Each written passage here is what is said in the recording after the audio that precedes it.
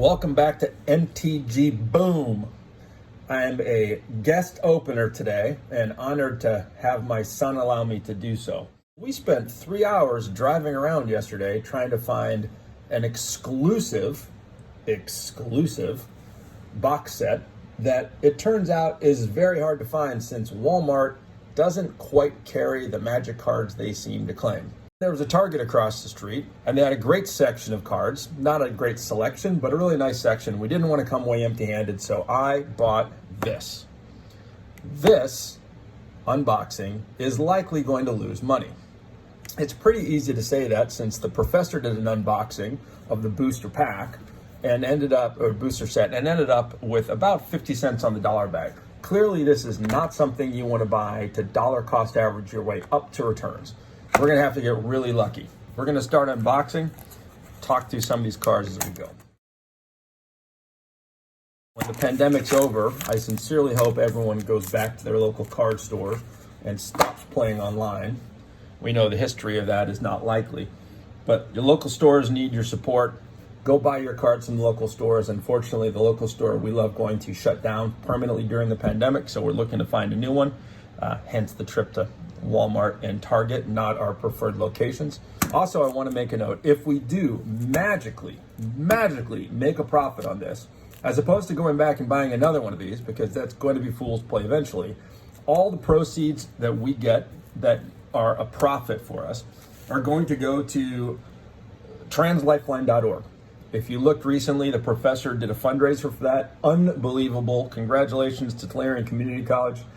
Raised over $220,000 for translifeline.org. So great organization to support. Look into it. Care about other humans. And kudos to the professor for what an incredible job he did with that. Let's go. Where should we begin? Rhinewood Falls. Beautiful foil. Useless card. But at least it's there. Highland Forest in a similar vein. You know, Frostpeak Yeti, I have to admit, I've been impressed with how I've seen people using this. The ability to not be blocked can be fairly effective, especially when there are a lot of cards hanging out. You're sort of a détente with your opponent. Having the ability to continue to plug away at 3 hits at a time when you can't do anything else has definitely been effective. Good ways to block against it. You can obviously destroy this creature. You can play a whole bunch of different cards to sideline him, but at the same time, not a bad one. Not a big fan of this one. I just find there's too many places I can't use it where I'm sitting on it. That said, I did use it recently against a Planeswalker that had absolutely nothing to do with flying. And so as I reread the card, I started to realize that it really is artifact, enchantment, or creature. So there's a mix here. I actually found good use for it recently. Would love it if it was a foretell. Love this card. Not a lot of value in picking it up early, but it's really nice to have the flexibility. And to be perfectly honest, I'm having a hard time understanding how this isn't more compelling in a lot of ways than the new set of lands, the new set of rare lands that are showing up in Kaldheim. Please comment in the box below, because I'd love to get the feedback from people. I understand it comes in tapped as opposed to those, but you get a much broader range of what you get to pick from a land perspective. Great enchantment. Nothing wrong with getting a 2/2. A little hard to get it back from the graveyard when it gets lost, but not bad, a 2/2 in terms of 2 mana to get a 2/2.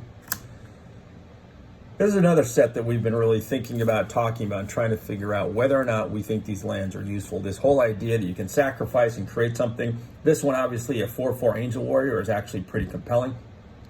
We've played around with this a little bit on Arena with some flying drafts where we've tried to use white and black. And it works okay, but hasn't been great. Haven't been thrilled with these so far. Nice, beautiful snow-covered forest. I have to admit, I do really like the snowland concept.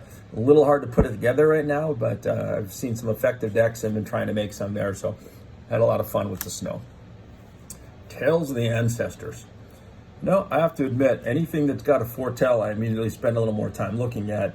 But this one is I've actually not played with, so it'd be interested to see how that plays in, and jump in if you can. I'd love to hear what Tales of the Ancestors does for people.